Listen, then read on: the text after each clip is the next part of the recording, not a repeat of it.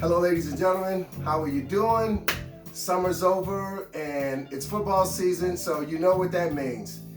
It's time for a new season of Letters to My Mother. My name is DJ Sam, and I'm coming to you from Block Records South and the Boricua Studios and music and all that. And if you had an opportunity to enjoy season 1 of Letters to My Mother, I'm hoping that you'll stay around and enjoy season 2 with us too, with this very first letter.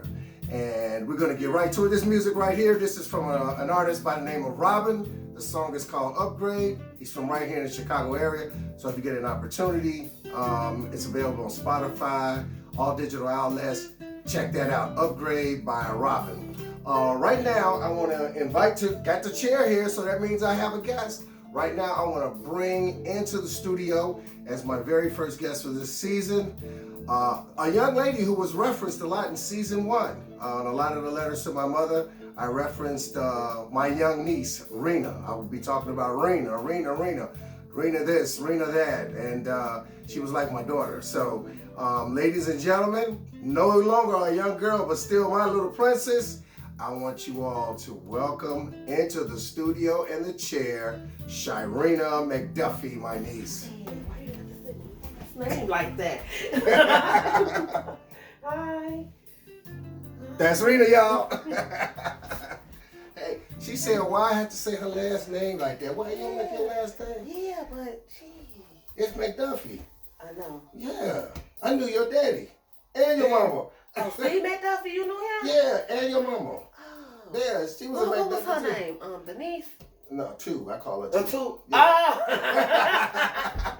So this right here, Shirenna is actually the only grandchild that was old enough to actually experience being with my mom before she died. So when I'm referencing Rena, that's Shirenna. And we're gonna talk to her a little bit later, but right now we're gonna get to the business, which is a letter that I wrote to my mother when I was in the Air Force back in between 1979 and 1984. And this is one of those letters, and Shirenna is gonna be a guest reader for us, and let's find out what was happening with me way back then. Draw. Let's see what's in the goodie bag. In the goodie bag. Any, miny, mo. Okay. And so the format, if you've never been with us, is she'll read the letter, we'll discuss the contents of the letter, and then afterwards we'll find out a little bit about Shirenna and what she remembers about my mom. So go ahead. September 3rd. Speak up a little bit so they can hear you. Oh, September 3rd, 1979. That was the poster stuff. I wasn't even born yet. Yeah, you was. It says September No. 3rd. I wasn't. No, that was when I went in, but you was a little girl while I was in there. So you wasn't referenced in this letter, but you was referenced in No, I letters wasn't even, afterwards. because I wasn't born until December 1979. No, but you weren't referenced in this letter, but you No, was I'm just referenced in saying all this the was letters before afterwards. Yeah, I you was wasn't born. born. You wasn't Jeez, born. this was a Yeah. long time ago. It was very long. You was not born. You wasn't even born. Matter of fact, your mom wasn't even thinking about it. She was like, I ain't having no babies. Oh, I ain't having no babies. Then I left and went to the military. Then she said, I'm going to have a baby. It's A.B. Samuel Abraham. What is A.B.? Aaron Basic. Aaron Basic that's, to put it plainly, that's a guy in the Air Force when he first get in and he got no stripes on his arm. Yeah, Aaron Basic. You basically a guy with no stripes. What's these numbers? What's that? 1, 2, 3. It's like 8 numbers. Oh, that's your Social Security number. Social Security number that you used to, I told you, that's the craziest thing in the whole wide world was back then we used to put our Social Security number on our mail, on the envelope, and identity theft. Wasn't happening back then, but that's crazy. Oh, you That's can't crazy. do that now. Yeah, can't do that now. You're right. Please do not bend photos. Yeah, I used to send photos all the time because, back then. So, I don't know. Your Auntie Viv might have those photos. Auntie Viv got a lot of pictures. Time to go in the vintage box. That's it. The vintage box. She's probably got those photos. I'm serious. She has a lot of almost all the pictures that were ever saved from anything in the family. Viv's got them over there. If not her, Rachel might have a few. That's where this came from. I think Rachel or Lisa found the letters. Oh, wow. Yeah, 30 years later. Oh, that's amazing. I was going to ask where they get them from. Like, they found them and gave them to me for Christmas 2 years ago, wrapped up. And I'm still, man, still blows me away. But we get to share it with the people. let's see. Hello, Mom. How are you doing up there in Chicago? I know you're doing fine. How is Dad and the rest of the family coming along? These are just a few lines to let you know that I'm still alive for the moment. I keep having reoccurring dreams of my death, and I don't like it at all. What was that about? I don't know. Remember? I just, I vaguely remember, but I can't, the falling dreams, I guess, or something like that. Everybody had a falling dream, yeah. I don't know, falling dreams. Everything here is coming along fine with school and all. Thursday, I go take the test for my beret and leather gear. So I was a cop in the Air Force, and then, of course, everything that you get as a law enforcement officer in the Air Force, you gotta earn. So you got to test for your beret so that you can wear that cool blue beret that we were the only ones wearing back then. And then your leather gear is your typical leather gear that a cop wears, but they just don't give it to you. You got to test for everything. So I had to test for my beret and my leather gear so that I could be a cool cop. You had a whistle? Yeah, I did. Yes, we did. A whistle, and they had a rubber on it. When I got to Shirenna Air Force Base and ran to it, they gave me a little white rubber piece to put on it because they said it gets cold down here. You stick that in your mouth. You stick that in your mouth in this weather, and it's gonna be stuck there. Yeah, so they gave us a rubber thing. Yeah. Cool. Then I'll have some pictures taken and sent to you. In a way, this is a letter. This is a little tougher than basic training, but I'll be all right, I guess. I'm still glowing over not becoming an honor guard because everyone is writing my back and calling me dumb for not going. So I tried out. They were looking for candidates for the Air Force Honor Guard. Those are the guys that you see at all of the presidential funerals and guarding the tomb of the unknown soldier and things like that or whatever. So I tried out for the Honor Guard and got selected, and then found out the next day that I had been assigned to my home base at Shirenna Air Force Base, and I went and told the Honor Guard I didn't want to go because it was 12 more weeks of school, 12 more weeks of shining belt buckles and so on and so forth. But I should have went because it was such an honor to not only get selected, but to become an Honor Guard and today is one of the things I regret that I didn't do, that I didn't go and become an Honor Guard. And I was a little bitty old dude, but had them heels on them shoes like that. So they told me, they said we could stick you on the front end of a casket. But I was real good at marching because I've been marching ever since I was a kid as a patrol boy, on the drill team, and Boy Scouts, just in the neighborhood. We just marched. Marching down 76th Street. Yeah. So it was, I was good at marching and parade. So, but I regret it today. I wish I had gone and become an Honor Guard. It would have just been something positive, another thing that I would have been able to maybe instill a little bit more discipline in me. Yeah.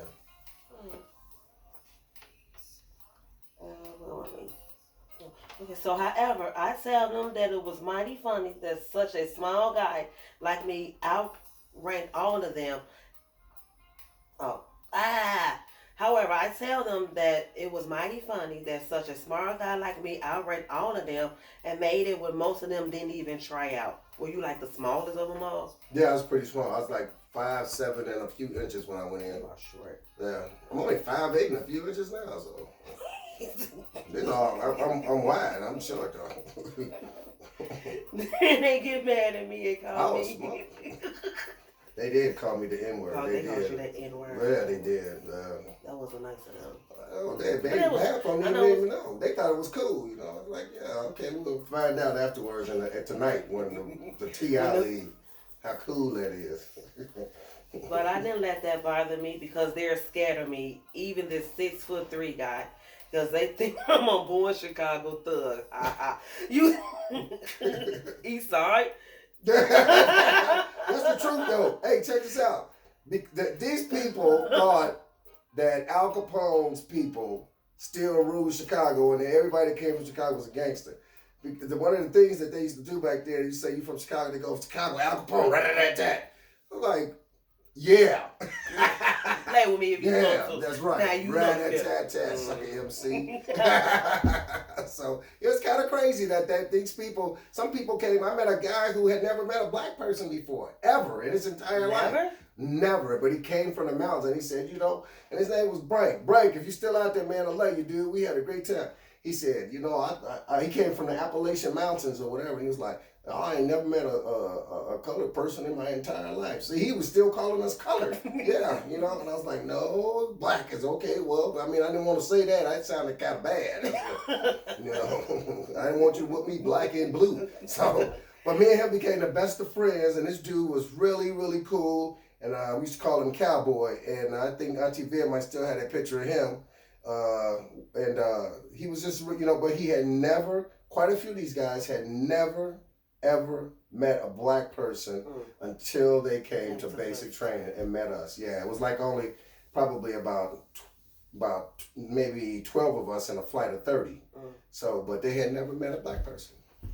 It's pretty crazy. Yeah, it is. I just keep letting it think it too. Most of the time, though, I bite myself just like I used to do at home, except when I'm with Reg and Rep. Those names, I haven't heard those names in a while. Reg and Rep, yeah, they're my brothers, boy. We've been together our entire life. Reggie Ryan, Reginald Easton, Walt Burridge, all of the brothers, 75th Street. Yeah. And I'll go to a show, then come back to the dorm and read my books or write a few letters. I'll definitely be glad when this last month is over so I can come home and rest up. I'm thinking of taking 10 days now instead of 5 because I doubt if by me being single, I'll get Christmas off. Anyway, so I'll try for New Year's. Miss you, my love, Sam. Here are some civilian clothes pictures of me. So I took some pictures of civilian clothes. So, what going home for Christmas got to do with you being single? Well, see, I got my home base, so I figured I'd be reporting there in mid-October. And then, by me being single in the military, they value family. So, probably being single and being new on that base, I knew I wasn't going to be able to come. Even though the base was only like 2.5 hours away from my house, I wasn't going to be able to come home. So I said, okay, well, and so I didn't. But we got to find them pictures. I got to see these pictures. Yeah. So, hey, Marion, sister, Scott, we got some digging to go. Yeah. Look, she's got, my sister Marion keeps a whole bunch of our pictures of the family. She's like the family archive. And she has pictures from like really, really when we were young. And I think maybe Shay might have a picture of me in a military uniform because her mom and dad used to have one on the wall. So I don't know if she kept that. Shay might have one. Rachel might have one. And Viv might have one. I don't have one. I don't even have one. I don't have one. But that was, like she said, this was before this letter. It's ironic that she came here today. And as everyone who came in the first season picked a letter, I think almost all of them but 2 referenced Rena. And the first time she comes for season 2, she picks a letter before she was born. How crazy is that? Yeah. I wanted to see my name. Yeah, that was just right before. But everybody has had something like that because Ryan picked a letter that told how she got her name in Ryan's Hope. And then Rihanna picked a letter where I talked about your grandmother being dressing like a nurse and going to work every day. And Rihanna's a nurse. And all of you all have picked something that was kind of, and it's kind of scary. I tell the truth. It's just such coincidence. But that just means that she's really just kind of looking out on us. So you were the only grandchild who was actually you were like 2 or 3 or something like that. So you got a chance to. Do you remember anything about your 4 or 5 when she passed away? Do you remember? Is there anything that you remember about your grandma that you'd like to share with us?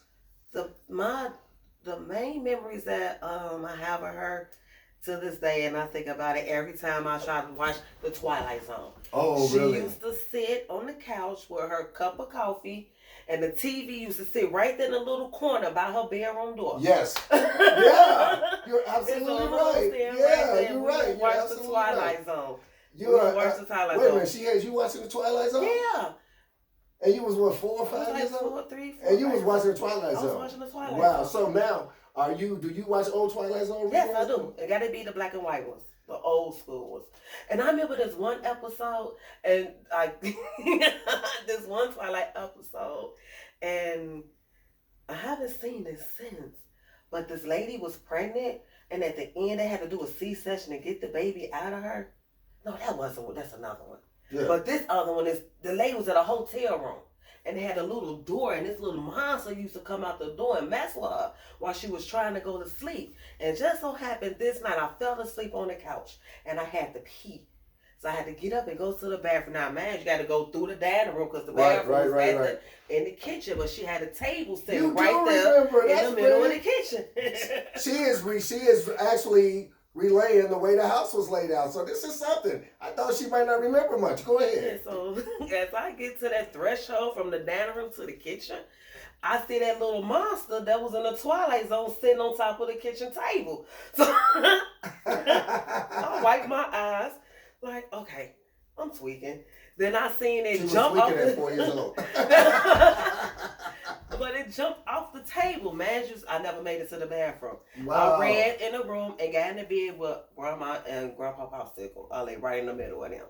Wow. And she used to have other memories. She used to sit and do her crossword puzzles. Yes, yeah. And I used to have my little book. I do next to her. Wow. Being at the candy store with her.